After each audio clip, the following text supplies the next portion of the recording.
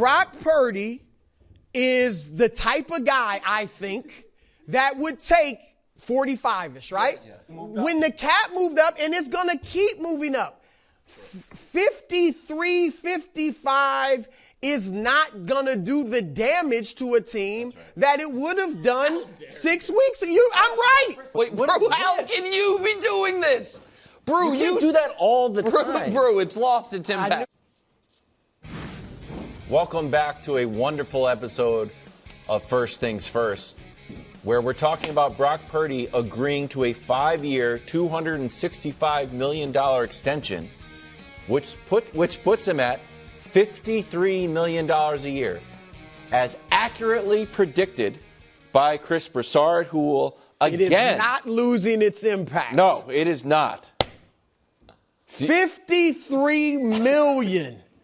John Lynch, you're welcome.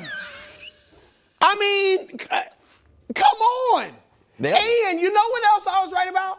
What? I said, Nick, you know this. This is whether you think he's worth $60 million, I know you don't, but this is a team-friendly deal in a lot of ways. It's friendly for him, too. It's a great deal for both. There are wins in this deal for both sides. Right. And so like when I said, I think he's the type of guy, he will leave some money. He wants them to have room to go get other guys.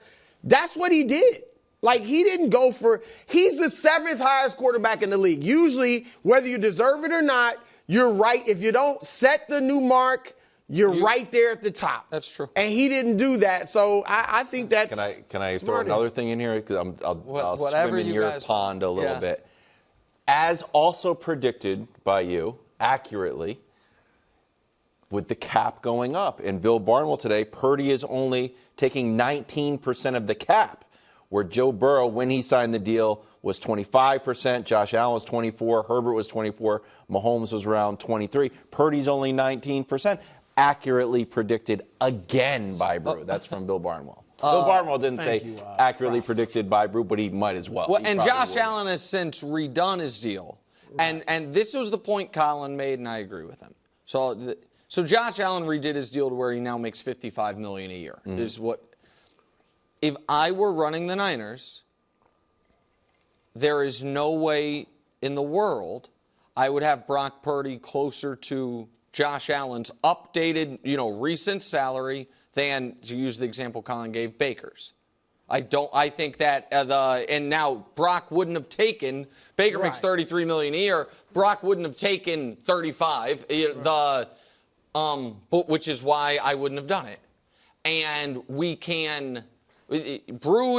does deserve, not only the victory lap, but also credit for seeing Brock Purdy clearly the way Brew sees Brock Purdy is closer to how John Lynch sees him and Kyle Shanahan than how I see him. Like, we'll see if that ends up being correct.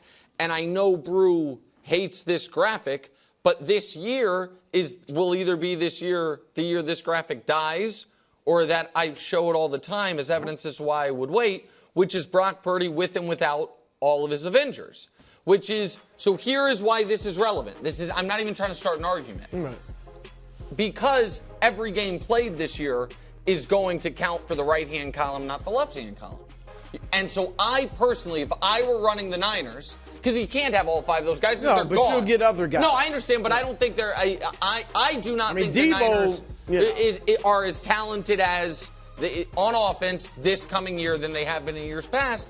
I would have waited another year to see it, and what I certainly wouldn't have done is, now we have to see the exact details, but if the $181 million guaranteed is correct reporting, and that's true guarantees, that is a real 3 or 4 year commitment at a minimum. That's the second highest guarantee. Right. And Deshaun Watson, correct. Is, And so that's a real commitment, and the no trade clause would terrify me as well. So that's where I think Brock got his wins, is in the guarantees and the no trade clause. And so after seeing him struggle for the first time in his career on a year they didn't have the bounty of weapons around him, I would have been hesitant to pay him.